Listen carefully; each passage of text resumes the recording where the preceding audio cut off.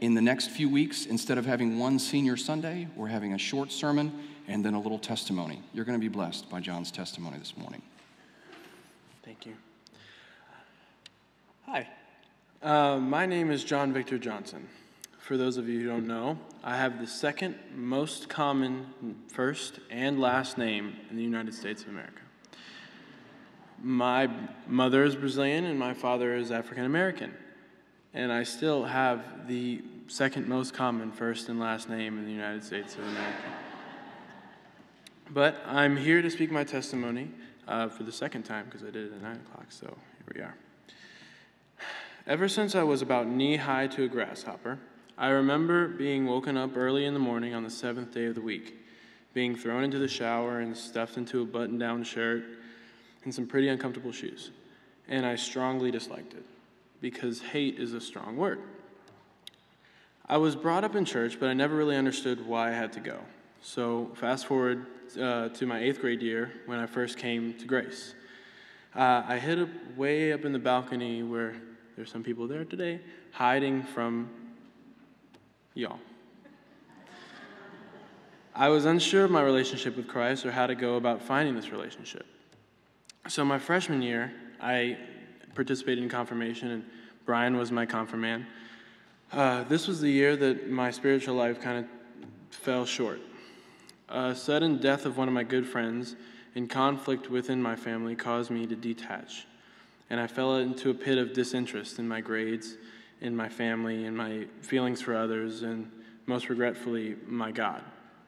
I questioned why I needed a relationship with a God who put me through so much pain. I didn't feel like I deserved it. Thinking back, Jesus didn't deserve what he got either.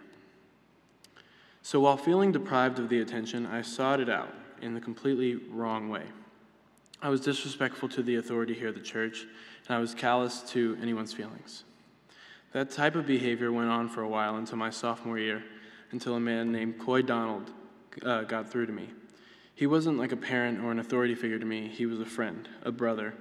He made me feel like I belonged.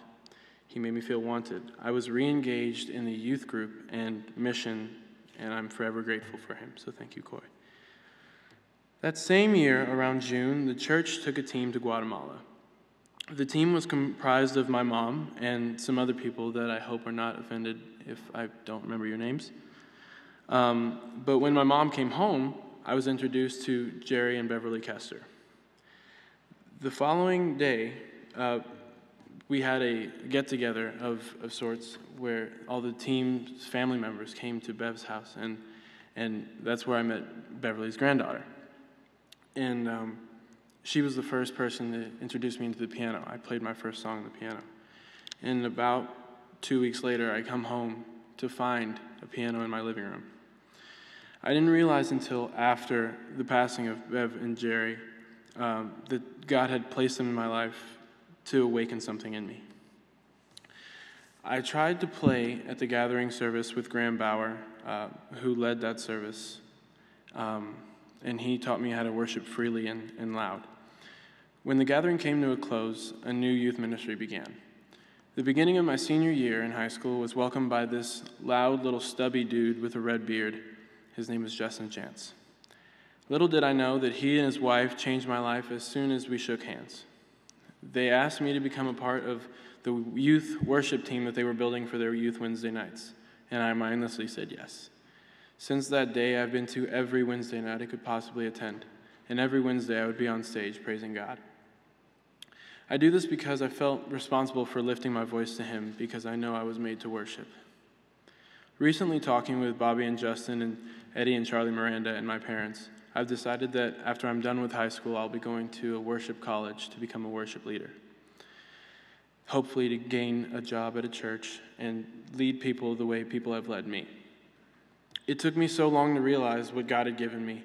He gave me this great ability to worship Him, and a family to love me while doing it, and multiple advocates of the bearded and unbearded variety to cheer me on along the way. And this building where I could build a relationship that I never thought would be possible. So to wrap this up, before I was introduced to all of you, God was in charge.